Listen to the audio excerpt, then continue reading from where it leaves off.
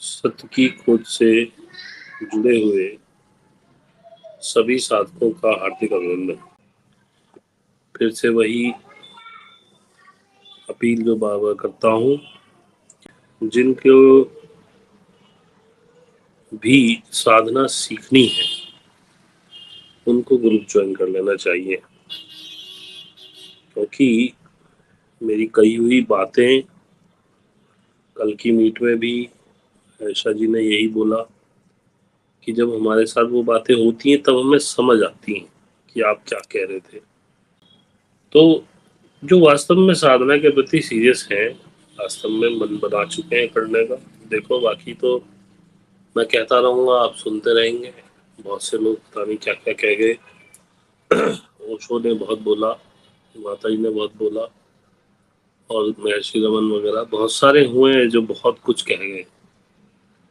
ऐसे तो कबीर भी बहुत कुछ कह गए, चलो कबीर को थोड़ा समझना पड़ता है,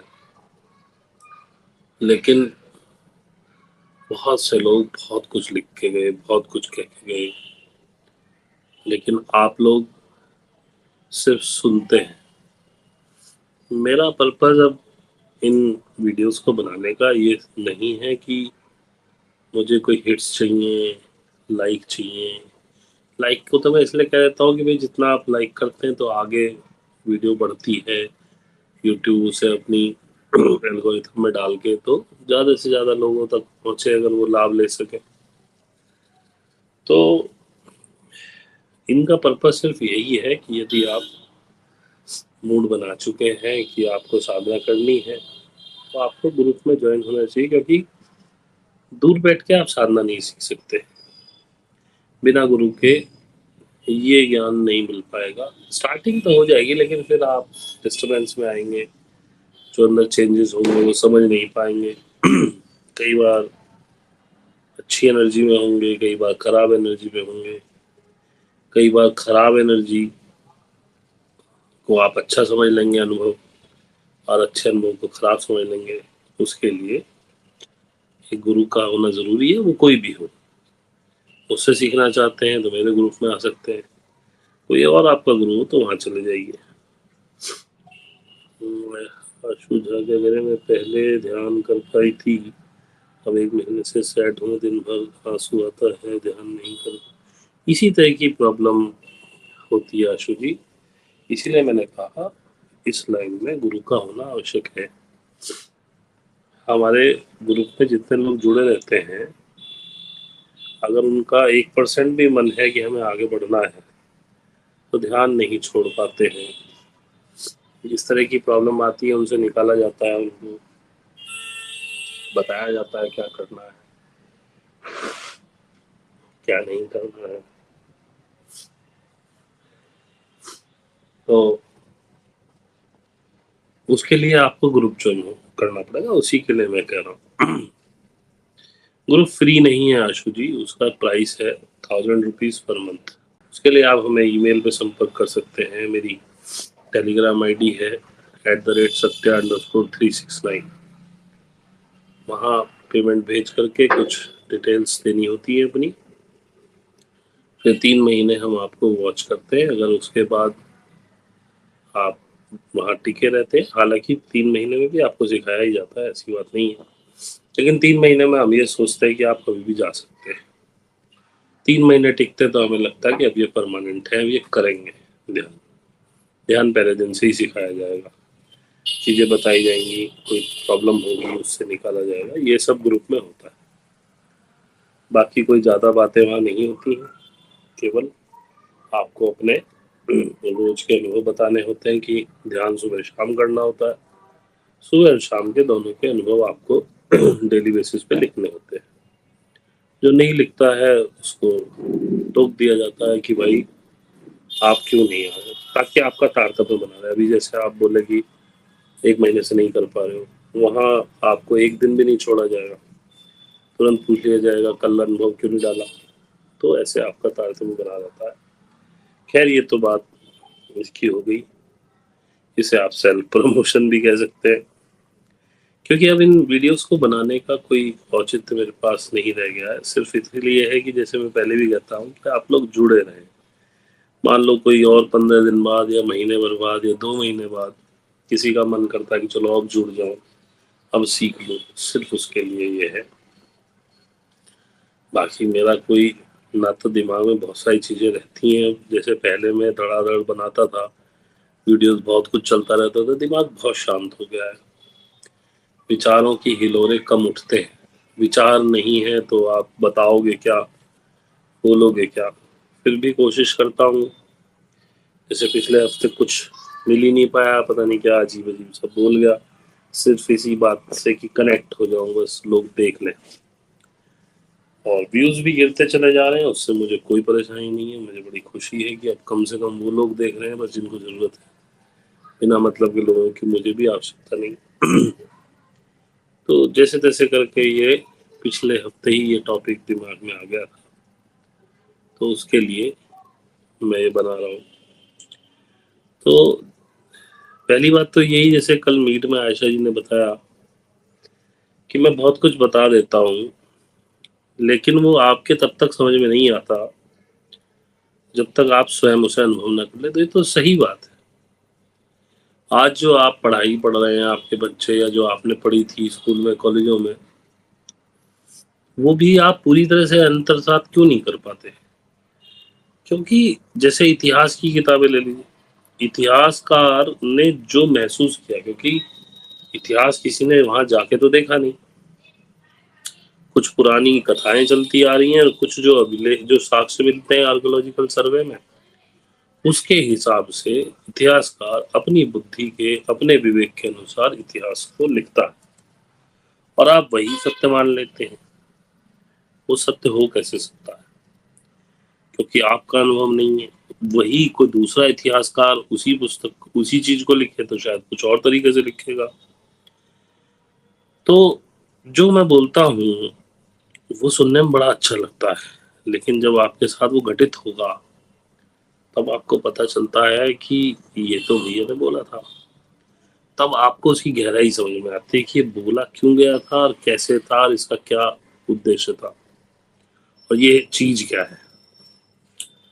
ये मेरे साथ भी, मुझे माता जी को जब मैं सुनता था तो मुझे माता जी की बातें क्यों समझ में आती थी कि मेरे साथ हो रहा था वो सारी चीजें जो वो बता रही थी वो मेरे अंदर घट रही थी। फिर जब मैं ओशो की तरफ पहुंचा, जब कहना मैं क्या पहुंचा, यूनिवर्स से जब ओशो को पढ़ाना शुरू किया, सुनना शुरू किया, तो बहुत सारी बातें हो चुकी थी मेरे साथ। तो उसका यस और नो नहीं पता चल रहा था कि मेरे अनुभव सही है। जब ओशो को सुना तो ये तो वही बोल रहा है जो मेरे साथ घट रहा है। तो एकदम से हो गया कि भाई ठीक है, इसका मतलब ठीक ही था जो मैं सोच रहा हूँ, ये जो मेरे साथ घट रहा है। और जो साधकों के साथ अब घटना शुरू हुआ है, जो जो फिजिकल अनुभव मैंने बताए या जो जो मेंटल अनुभव बताए या जो पॉइंट ऑफ व्यू मैंने बताए, जब वो उनके साथ में आ रहे हैं तो उनको लग रहा है कि हाँ ये तो बताया गया था, तो ये इसी के लिए बनाए गए हैं। ओशो ने भी बनाए हैं। तो अगर कोई साधक ध्यान नहीं कर रहा है तो वो ओशो को क्या समझ पाएगा? कुछ भी नहीं समझ सकता। ओशो समझ में आने वाली चीज ही नहीं। उसे तो कोई, जिसका आत्म साक्षात्कार हो गया हो और जिसकी कॉन्शियसनेस लेवल बढ़ना शुरू हो गया हो, उसको वही समझ सकता है। ओशो को कोई आम आदमी नहीं समझ सकता। ऐसे ही माता जी को अगर आप सुनेंगे आपको बहुत सारी चीजें कहानी लगेंगी। अब उनके कुछ छोटे छोटे टोटके थे तो वो तो काम करते हैं, लेकिन वो भी तभी काम करते हैं जब आपका आत्म साक्षात्कार हो जाए, चैतन्य बैठना शुरू हो जाए। ऊपर ऊपर से तो वो भी नहीं चलता। और सबसे बड़ी चीज है आपका अपना विश्वास। अब जैसे इसका मैंने टॉपिक लिखा है कि परमात्मा को किसी शब्द में नहीं बताया जा सकता। ये बात सही है। परमात्मा के लिए या ईश्वर के लिए या यूनिवर्स के लिए, जो भी आप माने, उसे किसी शब्द में व्यक्त किया ही नहीं जा सकता। किस शब्द से आप परमात्मा को व्याख्या करेंगे? वो तो सब कुछ है। जैसे मैं कहता हूँ परमात्मा है ही नहीं, यूनिवर्स है या आप है। आप अपने को भी किसी शब्द में कैसे बांध सकते हो? जब आप अपने आप को नाम में बांध लेते हो तो बहुत छोटे हो जाते हो, बहुत सीमित हो जाते हो। ऐसे ही मैंने पहले भी कहा था, परमात्मा को भी यदि किसी नाम, किसी संज्ञा में विभाजित पाठ मतलब किसी संज्ञा से निरूपित कर दिया जाए कि भाई ये संज्ञा परमात्मा है या ईश्वर है। जैसे मैं कहता हूँ आप स्वयं परमात्मा है, लेकिन जब आप अपने आप को नाम देने लगते हैं, मैं अनुराग शर्मा या मैं XYZ, तो आप अपने आप को सीमित कर लेते हैं, तो आप वहीं तक सिमट जाते हैं। ऐसे ईश्वर है, जब आप ईश्वर की कोई तस्वीर बना देते हैं, मान लीजिए कृष्ण के रूप में, मान लीजिए राम के रूप में, मान लीजिए बुद्ध के रूप में, तब आपने ईश्वर को बहुत सीमित कर दिया। और ऐसा ईश्वर है नहीं जो सीमाओं में बन सके, वो ईश्वर नहीं हो सकता। लेकिन उसे जान कौन सकता है? उसे जानने वाला होता है मुमुक्षु, जो मोक्ष की इच्छा लिए हुए, उस ईश्वर से मिलने की इच्छा लिए हुए आगे बढ़ रहा है। क्योंकि ईश्वर निशब्द है, उसको शब्द में नहीं बांधा जा सकता, लेकिन उसको जाना जा सकता है। और उसको जानने के लिए मुमुक्षु होना बहुत जरूरी है, जिसकी मोक्ष की अभिलाषा हो, जिसे इस दुनिया में एक सवाल गूंज रहा हो अपने अंदर, ये चल क्या रहा है क्या, जीवन क्या है, हम आगे कैसे बढ़ेंगे, कहाँ तक जाना है, क्या करना है, क्या करने आए थे। जैसे वो एक बात है, कहावत टाइप है, आए थे हरि भजन को और होटल लगे कपास। अब हरि भजन हरि क्या है? अब हरि को अगर आपने विष्णु नाम दे दिया, यदि आपने कृष्ण नाम दे दिया, तो फिर वो हरि गायब हो गया। अब ये वो हरि नहीं है जिसके भजन को आप आए थे। अब हरि भजन भी एक एक कहना चाहिए एक संकेत है, सांकेतिक है। अब अगर आप इसको लेकर ढोलक मंजीरे लेके हारमोनियम लेके बैठ जाए, भजन गाना शुरू कर दें, तो ये हरि भजन नहीं है। ये एक सांकेतिक है, आए थे हरि भजन को होटल लगे कपास, मतलब आए थे किसी और काम के लिए, चल दिए किसी और काम में। आपके जीवन का उद्देश्य आपको क्लियर होना चाहिए, उसके लिए मुमुक्षा होनी जरूरी है। मुमुक्षा क्या है? मुमुक्षा है मोक्ष को पाने की इच्छा। क्योंकि जब एक बार मोक्ष को पाने की इच्छा होगी, तब आप सोचेंगे मोक्ष क्या होता है, मिलेगा कैसे। तो मोक्ष को प्राप्त करने के लिए आपको ईश्वर को प्राप्त करना होगा, ईश्वर को जानना होगा। तो प्रश्न आएगा, ईश्वर कौन, ईश्वर क्या है? जब आप ईश्वर को जानने की अभिलाषा करेंगे, उससे मिलने की अभिलाषा करेंगे, तब आपके अंदर जो शक्ति बैठी है जिसका नाम है कुंडलिनी, वो एक्टिवेट होती है। यदि आपकी मुमुक्षा सच्ची है, यदि ईश्वर से मिलने की अभिलाषा हृदय से आपके निकली है, फिर ये देखा जाता है कि आप उसके लिए किस लेवल तक जा सकते हैं। क्या मीरा की तरह घर छोड़ने के लिए तैयार है? क्या शरीर तक छोड़ने के लिए तैयार है उससे मिलने के लिए? कितनी अभिन्न इच्छा है, कितनी लेवल की, कितनी तीव्र इच्छा है। यही आपका पाथ तय करती है कि कितने देर तक आप पहुंचे। एक व्यक्ति है कि भाई उसकी अभिलाषा तो है जानने की, लेकिन अपने परिवार के मूल्य पर नहीं, वो अपने परिवार को नहीं छोड़ सकता। एक व्यक्ति है जो परिवार को छोड़ सकता है, लेकिन भोगविलास को नहीं छोड़ सकता। एक व्यक्ति है परिवार भोगविलास छोड़ सकता है, लेकिन वो मीरा की तरह बावला हुआ नहीं फिर सकता। एक व्यक्ति है जो मीरा की तरह बावला हुआ फिर सकता है, लेकिन जीवन के दम पर नहीं। वो कहेगा जीवन ही नहीं है तो मैं क्या करूंगा, जीवन का मोह है। और एक व्यक्ति है जो कह रहा है मुझे किसी भी कीमत पर परमात्मा से मिलना है, जीवन रहे ना रहे, मैं रहूं ना रहूं, ये शरीर रहे ना रहे, रिश्ते नाते तो बहुत छोटी बात होती है। तो इन तीनों चारों तरह के व्यक्तियों की जो ग्रोथ है, ग्रोथ रेट कहना चाहिए ईश्वर प्राप्ति की, वो भिन्न भिन्न होगी। अगर ये तीनों चारों तरह के व्यक्ति एक ही तरह की साधना, एक ही गुरु के पास भी कर रहे हो, तो इन तीनों चारों व्यक्तियों की अनुभव अलग होंगे, इनका कॉन्शियसनेस लेवल अलग स्पीड से बढ़ रहा होगा, इनकी सोच, इनकी समझ, ये सब एक अलग लेवल की होगी। तो जिसका जितना डेडिकेशन है, जो जितना छोड़ने के लिए तैयार है ईश्वर को पाने के लिए, क्योंकि फिर उसके लिए कुछ रह नहीं जाता, वो तो सिर्फ मुझे ईश्वर ही पाना है। और इस स्थिति के साथ अगर आगे बढ़ गया तो संभवतः योग सभी का होगा। जब आपके अंदर से शुद्ध इच्छा आ गई, अब किस लेवल की आई वो आगे की बात है। तो आपके अंदर बैठी कुंडलिनी शक्ति, कुंडलिनी क्यों कहते हैं, उसे सांप के रूप में प्रदर्शित किया गया है कि सांप है जो 3.5 कुंडल ऐसे मार के बैठा हुआ है। और 3 कुंडल, कुंडल मतलब वलय यानी चक्र, गोल, 3 गोले सांप ने ऐसे किए हुए जो आधा है, आधा हिस्सा वो अपनी पूंछ को अपने मुंह में घुसाए बैठी है, ऐसे बताया जाता है इसको।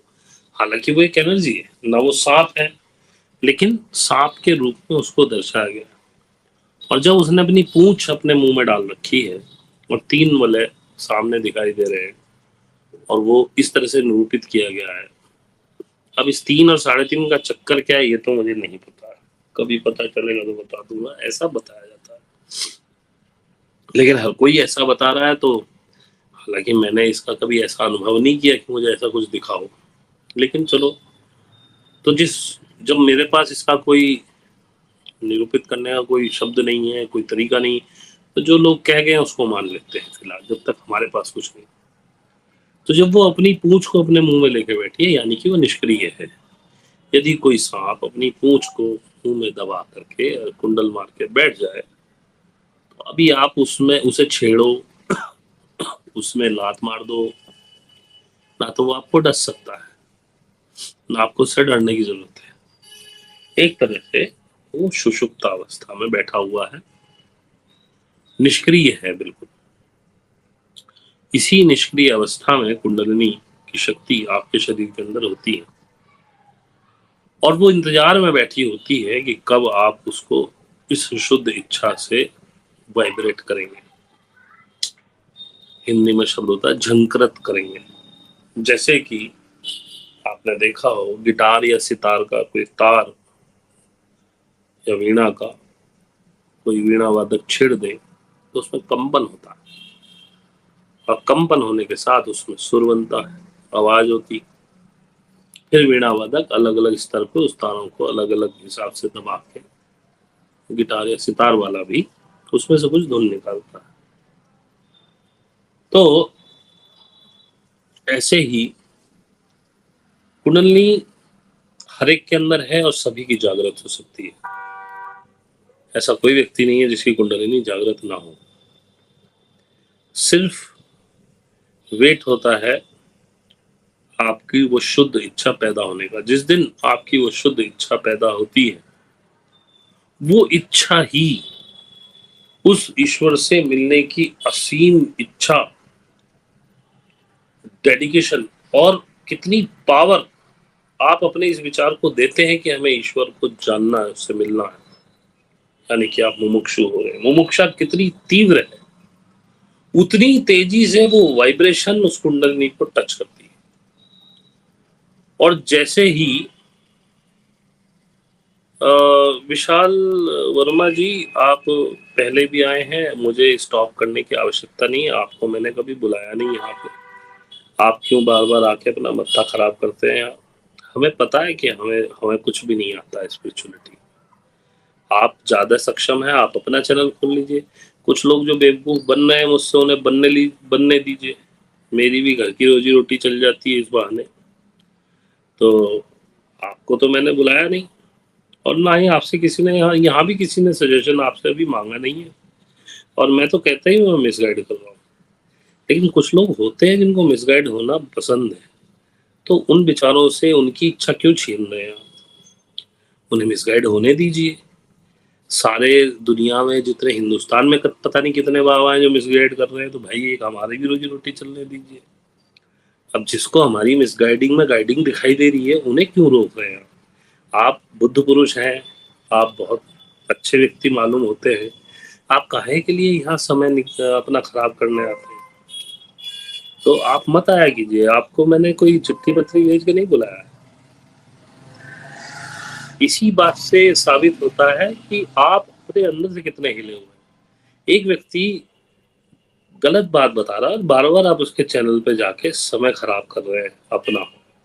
आपका समय मुझसे ज्यादा कीमती है भाई, कहीं और लगाइए, स्पिरिचुअल गुरुज के पास जाइए।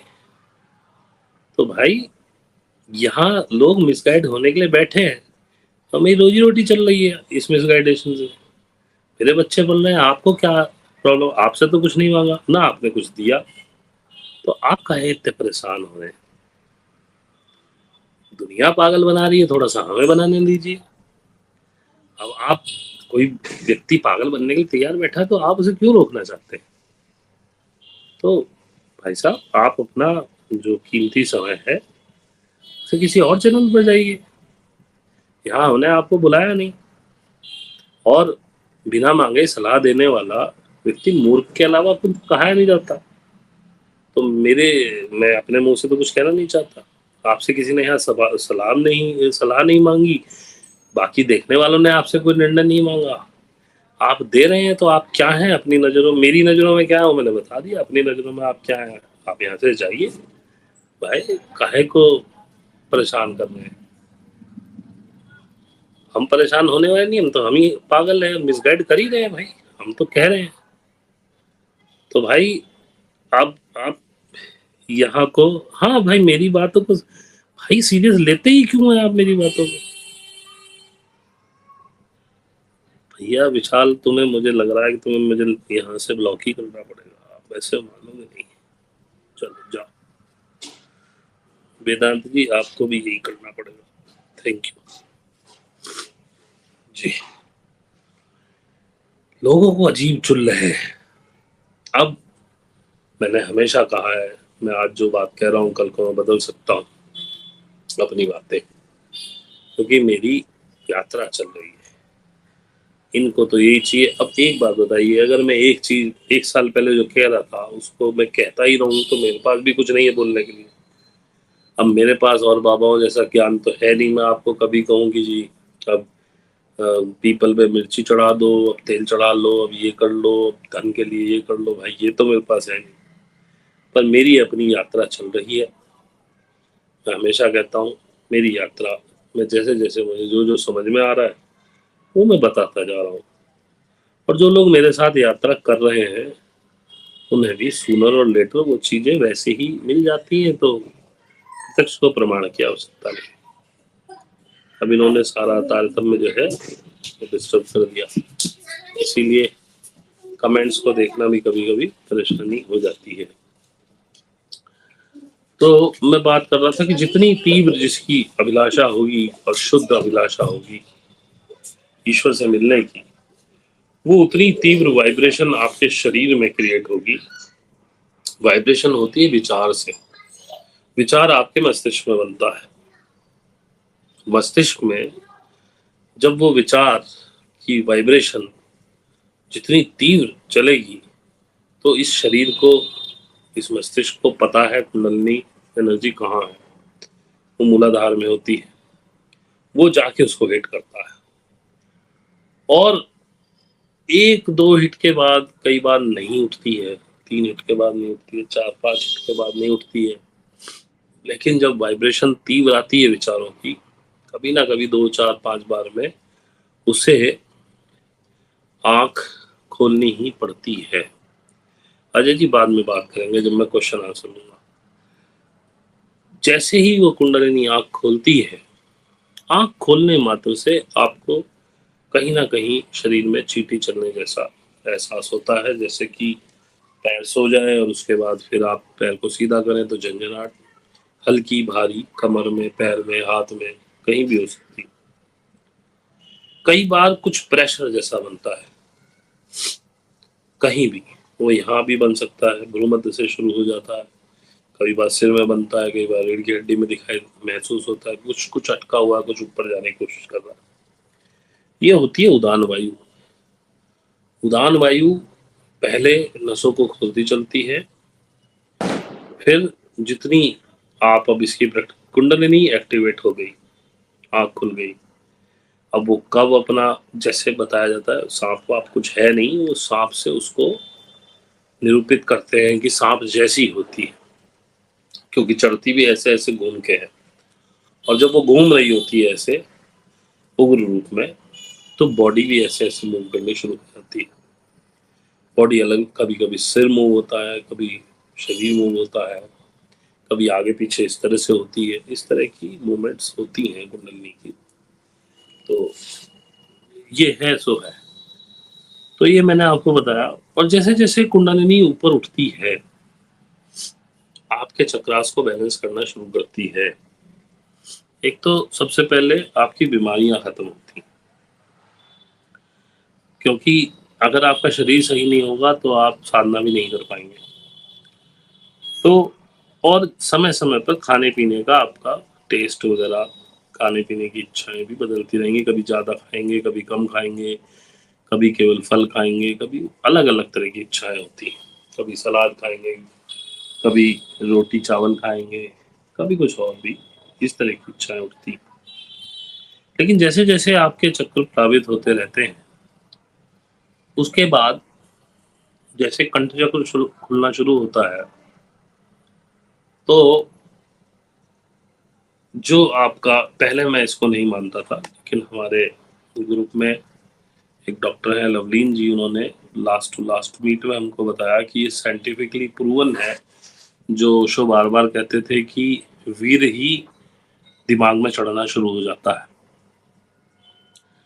तो मेरे कुछ क्वेश्चन थे चल रहे थे, वो उससे बड़े हल हुए, क्योंकि मैं भी ये महसूस कर रहा था कि बॉडी में शायद वीर नहीं बन रहा है, लेकिन वो बनता है, वो दिमाग में जाता है। वो उन्होंने बताया कि साइंटिफिकली प्रूवन है, जो वो वीर ऊपर दिमाग में चढ़ता है तो दिमाग के कुछ वो हिस्से एक्टिवेट होने शुरू हो जाते हैं। इसीलिए कहते हैं कि योगी का दिमाग जैसे नॉर्मली 3 से 4%, 4% भी बहुत अच्छे लोगों का, विद्वान लोगों का एक्टिवेट होता है, योगी का दिमाग कितने भी परसेंट तक जा सकता है डिपेंडिंग अपॉन हिज साधना। तो जब वो एक्टिवेशन होते हैं तो आपकी दृष्टि बड़ी बारीक हो जाती है, ऊपर से ऑटोमेटिकली आप जब साधना में जाते हैं तो आपका दिमाग डिस्ट्रैक्ट करने के लिए विचार फेंकना शुरू करता है। अगर आप उनमें घुस गए तो साधना बेकार हुई, लेकिन अगर आप उनको उन विचारों को साक्षी भाव से देखते रहें, और जब बंद हो जाए या जब आपको लगे कि विचार बहुत ज़्यादा हो गए, तो आप मस्तिष्क से बात करें कि भाई बड़ा अच्छा विचार था तुम्हारा, कुछ और बताओ। तो ऐसे करते करते, लेकिन वो विचार जो आपके साधना में आने लगते हैं, वो होता क्या है कि अंदर की सफाई चल रही होती है, दिमाग की, मन की, दिल की। अंदर बहुत सारी कुंठाएं, बहुत सारी चीजें इस जन्म की, पिछले जन्मों की पाल रखी हैं, वो सरफेस होती है साधना का। जैसे कोई झाड़ू लगा के कूड़ा करकट बाहर निकाल रहा है, और आप महसूस करते हैं कुछ समय बाद कि जो विचार आपको साधना में आते हैं वो केवल साधना में ही आते हैं, लेकिन साधना खत्म होने के बाद विचार आपको नहीं आ रहे होते हैं।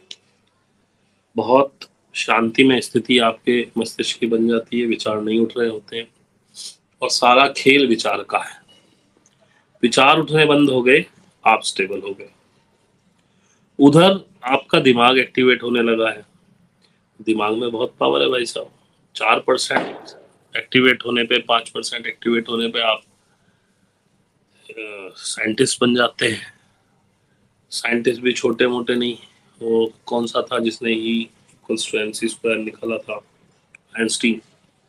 आइंस्टीन लेवल के साइंटिस्ट आप बन सकते हैं 4 से 5% एक्टिवेशन पे। तो आपकी नजरें बड़ी बारीक हो जाती हैं और कई बार अंदर के विचारों का जो शोर आपका शांत होता है, तो जो चेतना, जो इस पूरे ब्रह्मांड की चेतना है, इस पृथ्वी की चेतना है, उससे आप जो कनेक्शन आपका पहले से ही रहता है, आज भी है, पर अंदर के शोर की वजह से आप उसको पकड़ नहीं पाते, तो वहां से सिग्नल्स आते हैं और वो विचार आप पकड़ने लगते हैं। और जब वो एक विचार किसी के भी विषय में आए, जब आप उससे बात करें कि मुझे ऐसा लग रहा है कि आप ऐसे हैं या वैसे हैं, तो वो व्यक्ति कहता है कि हाँ मैं तो इसी कंडीशन में हूँ, आपको कैसे पता? या आप किसी के बारे में एक पूरा खाका भी खींच लेते हैं, आप फेस कट से उसके आचार व्यवहार से समझ जाते हैं कि ये किस पोजीशन में, किस परिस्थिति में चल रहा है बंदा।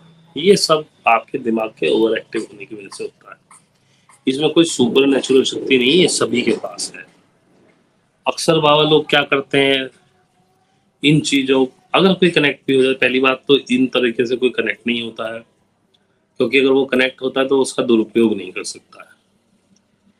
ऐसी कुछ नेगेटिव फोर्स की सिद्धियां भी होती हैं जो ये चीज आपको आर्टिफिशियली देती है, और क्योंकि वो नेगेटिव फोर्सेस हैं तो उनसे कोई अच्छा काम की अपेक्षा नहीं होती, तो फिर वो बाबा लोग उनका भिन्न भिन्न तरीके से यूज करके आपको आकर्षित करते हैं। जैसे कि वो धीरेन्द्र शास्त्री है, वो नाम वाम बता देता है आप कहाँ है कैसे। कर्ण पिशाचनी करके एक सिद्धि होती है। ऐसी बहुत सारी नेगेटिव फोर्सेस की सिद्धि है। प्रॉब्लम उनमें नहीं है। अगर आप कहेंगे बाबा झूठा है, नहीं, आप चमत्कारों के पीछे भागते हैं। प्रॉब्लम ये है, जिस दिन आप भागना बंद कर देंगे उस दिन वो भी कहना बंद कर देगा। तो हमारा विषय वो नहीं, विषय यही है। घूम फिर के सारी बात बताने के बाद, आपको ये समझाने के बाद कुंडलनी कैसे स्टार्ट होती है, कैसे काम करती है, मैं यही कहूँगा, अंत भी उसी बात से करूँगा जिससे शुरुआत की थी, कि ईश्वर को शब्द में नहीं बांधा जा सकता, उसे किसी मूर्ति में नहीं बांधा जा सकता। जिसे आप ईश्वर कहते हैं उसे बहुत से लोग परमात्मा कहते हैं, लेकिन परमात्मा और ईश्वर जैसा कुछ है नहीं। एक ब्रह्मांड है, उसकी चेतना है, एक आप हैं, आपकी चेतना है। हर चीज एक एनर्जी है, ये पृथ्वी भी एक एनर्जी है, इस पे रहने वाला हर व्यक्ति, हर पदार्थ एक एनर्जी है, उनकी अपनी चेतना है। जिस दिन आप अपनी चेतना से जुड़ना शुरू कर देते हैं, जिस दिन आप इन सब चीजों की चेतना से जुड़ना शुरू कर देते हैं, फिर आप स्वयं उस ईश्वरत्व को प्राप्त कर लेते हैं। लेकिन विचार शून्य हो जाते हैं, और जिसके विचार बदल हो गए उसका सारा रगड़ा खत्म हो गया जिंदगी का। विचार ही आपको अच्छा बुरा डर लगाते हैं, कॉन्शियस करते हैं, अनकॉन्शियस करते हैं, आपको चिंता में डालते हैं। सोच के देखिए कि आपके पास कोई विचार ही ना हो। अच्छा, एक बात सोच के देखिए, यदि हमारे पास भाषा ही ना होती, हम एक दूसरे से बात ना कर पाते, हमारे पास शब्द ही ना होते, तो दुनिया का आधा फसाद निबट जाता। आधे से ज्यादा, क्या मैं कह रहा हूँ, सारा ही निबट जाता। भेद कैसे करते किसी में? या दूसरी तरह से सोचिए कि ये धर्म ना होते, सो कॉल्ड धर्म ना होते, तो मेरे हिसाब से आधे से ज्यादा फसाद दुनिया का खत्म हो जाता। और दूसरा, यदि ये देशों की सीमाएं ना होती तो भी आधे से ज्यादा फसाद खत्म हो जाता, शायद फसाद रहता ही नहीं। आपके संग्रह करने की असीम इच्छा आधे से ज्यादा विवादों की जड़ है। तो बस लास्ट में इसी करता हूँ, फिर क्वेश्चन लूंगा कि जिसको आपने किसी भी सीमित दायरे में बांध लिया, जिसको आपने नाम दे दिया, जिसको आप कुछ कह सकते हैं, वो ईश्वर नहीं हो सकता। अब चाहे वो राम हो, चाहे वो कृष्ण हो, वो यहोवा हो, वो अल्लाह हो, जिसको आपने कोई भी नाम दे दिया, वो ना ईश्वर हो सकता है ना परमात्मा हो सकता है। वो असीमित है, उसको सीमाओं में नहीं बांधा जा सकता।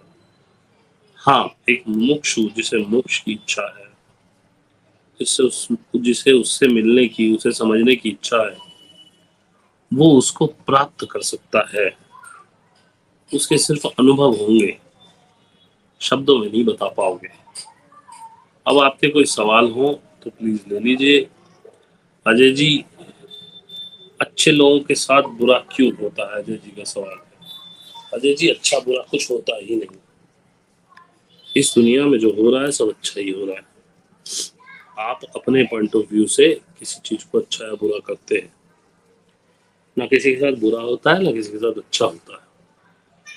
ना कोई अच्छे लोग होते हैं, ना कोई बुरे लोग होते हैं।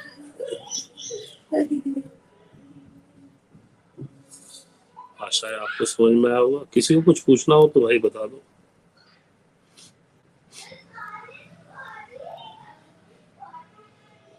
एग्जाम्पल के तौर पे बता रहा हूँ। हमारे ग्रुप में एक लड़का है अंकित। अब उसको कई बार हमने हिंट में समझा दिया है कि ऐसे नहीं, ऐसे होता है। वो मीट में कभी आता नहीं है। पैसे देता है, अपने अनुभव भी लिखता है, अनुभव भी सही नहीं आ रहे हैं, क्योंकि चीजें छूट नहीं पा रही हैं उससे। विचार बहुत है, और, और दूसरे किसी ग्रुप में एक्टिव नहीं है, मीट में कभी आता नहीं है, बात कभी करता नहीं है। आपको कई बार बोल चुके हैं, नहीं मानता। तो हो सकता है ये वीडियो सुन ले तो किसी मीट में आके डिस्कस कर ले, लेकिन वो जिस पॉइंट ऑफ व्यू से चल रहा है उस हिसाब से कहाँ पहुंचेगा? कहीं भी नहीं पहुंचेगा। ऐसे ही फंसा ही हुआ है बहुत दिनों से। एक दो बार पहले भी बताया था। अब भाई, अगर तुम अपने ही लिए जिम्मेदार नहीं हो, तुम मीट में नहीं आ सकते हो, उस बंदे को यही नहीं पता मीट किस समय पे होती है, जबकि हर हर किसी को पता है मीट का समय। लेकिन ठीक है, क्या कर सकते हैं। जी, किसी के कोई सवाल हो तो मैं दोबारा पूछ रहा हूँ। कोई सवाल हो तो पूछ लीजिए, वरना मैं बंद करूँ, क्योंकि मेरे पास भी ऐसे कोई उससे भी बैठा नहीं जा रहा। थोड़ा नजले से परेशान हूँ। फिर भी ये है कि आप लोग वेट करते हैं।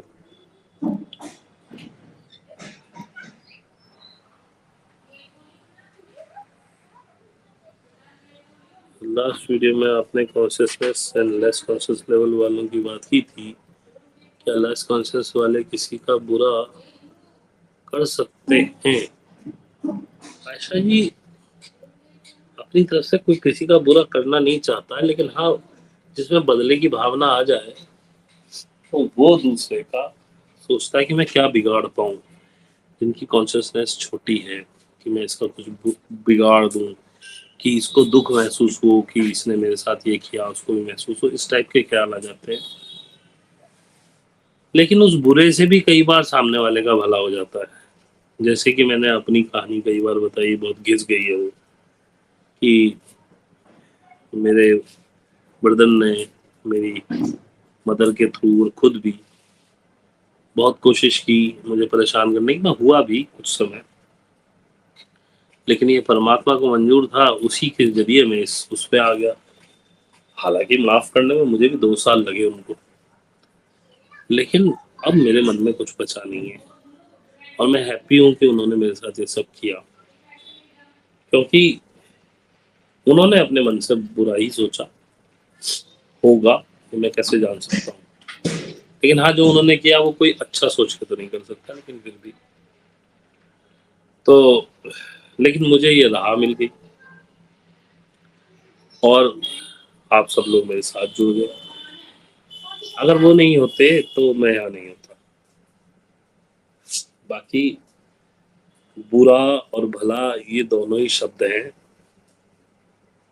अब एक बार बताओ, कोई व्यक्ति, कोई बच्चा किसी मजदूर के यहाँ पैदा हो गया, जो रोज कमा के खाता है, ईटा ढोता है, किसी किसी दिन काम नहीं भी मिलता है, उसके पास सुविधाएं नहीं, कई बार बिजली भी नहीं है, तो आपको क्या लगता है उस बच्चे को बुरा लगता है? नहीं, क्योंकि वो उस चीजों का आदी है। आप और हम उस परिवेश में जाएं तो हमें बुरा लगेगा, क्योंकि हम उसके आदी नहीं। तो भला और बुरा परिस्थितियों के हिसाब से लगता है, ये मैं पहले ही बता चुका हूँ। किसी बड़े बंगले वाले को अगर कोई 3 BHK का फ्लैट लेना पड़े किसी वजह से बंगला बेच के, तो उसके लिए दुख है। लेकिन अगर किसी झोपड़ी वाले को सिर्फ एक 25 गज का एक कमरे का अपना मकान भी मिल जाए, उसके लिए वो सुख है। भैया जब हम कुंडली माँ को पुकारते हैं तो वो एक्टिवेट हो जाता है। आपने कहा कि विचार के कारण वाइब्रेशन जाकर कुंडली को जगाता है। हाँ, तो मैंने बता तो दिया। इसमें कुणाल, इसमें क्लियर क्या करना है? मैंने बोला ना, आपकी जितनी तीव्र और शुद्ध इच्छा होगी उतने ही आपके विचार में वाइब्रेशन तीव्र होंगे, और वही आपकी कुंडली को जगाएगा, चलाएगा। जब आपकी शुद्ध इच्छा होगी तो ऊपर उठेगी। भैया हम साधक तो कर्म बंधन से मुक्त होते हैं, क्योंकि हम शेर नहीं है, और साधना में आने आके ना हम बुरा करते ना अच्छा सह देते हैं। और जो साधना नहीं करते उनके लिए कर्म बंधन काम करता है। वंदना काम तो उनके लिए भी नहीं करता, लेकिन यदि आप सारा खेल अवचेतन मस्तिष्क का है, जब आपने अपने अवचेतन मस्तिष्क को ये समझा दिया कि मैंने ये बुरे कर्म करे हैं तो इसका मुझे फल मिलेगा, वो अवचेतन मैंने बोला ना, यू आर द क्रिएटर। आप ही तो अपने क्रिएटर हो। आप अपने ही भावों से अपनी सारी चीजें क्रिएट करते हो। जब आप खुद ही करे बैठे हो कि मैंने गलत कर्म कर दिया, अब मुझे इसका फल भोगना पड़ेगा, भोगना पड़ेगा ही, उसे कौन रोक सकता है? अब जैसे हम तो कर्म वर्म में मानते नहीं है। अभी पिछले महीने मैंने कम से कम 13-14 चूहे मारे हैं, तो अब मैं क्या सोचता रहूं? मैं सोचता भी नहीं। भाई तुमने मेरी टेरिटरी क्रॉस की, तुम अपने खेतों में रहो, मुझे कोई वो नहीं। मेरे अंदर घुसो तो मैं मारूंगा। कोई विचार नहीं है उसका। कर्म आप क्रिएट करते हो, कर्म कहीं होते नहीं। क्योंकि जब आप अपने लिए उत्तरदायी हो जाते हो, जब कहते हो कि मैं हूं, मैंने ये किया, अब मुझे इसका भोगना पड़ेगा, अब हम तो है ही नहीं, तो कह रहे हैं जो हो रहा है हो रहा है। तो ये भी आपका अवचेतन मस्तिष्क ही क्रिएट करता है। आप स्वयं ही इसके कारण हो कर्म बंधन के। जिस दिन छोड़ दोगे ये चीज, जिस दिन आपके अवचेतन से निकल जाएगी, उस दिन कोई कर्म लिप नहीं होगा। जो इस जन्म का है, आप मजे लो और अनुभव करो, अगले जन्म में अगले जन्म के अनुभव कर लेना। और क्या पता है, ये भी सही हो बात की जब आप ऊंचे कॉन्शियसनेस लेवल पे चले जाते हैं तो हो सकता है कि आपकी चेतना और ब्रह्मांड की चेतना एक हो जाती हो, और आप इस ब्रह्मांड का ही पार्ट हो जाओ, फिर आप दोबारा कभी जन्म भी ना लो। ये भी हो सकता है। अब जो चीज देखी नहीं उसके बारे में क्या कह सकते हैं? अब ये टॉपिक ही ऐसे हैं, इन पर कुछ भी बोल दो, आपको सही मानना पड़ेगा। अब लोग बाग मेरी 1 साल कही हुई बात को पकड़े हुए हैं अभी तक। आपने 1 साल पहले कहा था, तो भैया उसके बाद तो बहुत सारा पानी बह गया गंगा में, उसके बाद तो पता नहीं मैंने क्या क्या डिनाई कर दिया। और फिर जब मैंने कहा था तो तूने पकड़ा क्यों उस समय? तेरी गलती मेरी गलती थोड़ी। मैं तो कुछ भी कहता हूँ, मैं तो आज जो बात कर रहा हूँ कल को उसको डिनाई कर दूंगा, जब मुझे जो समझ में आ जाए। तो आप लोगों के लिए बोल रहा हूँ, जो साधना कर रहे हैं उनके लिए बोल रहा हूँ। जो साधना नहीं कर रहे हैं उनको क्या मिलेगा? कुछ भी नहीं मिलेगा।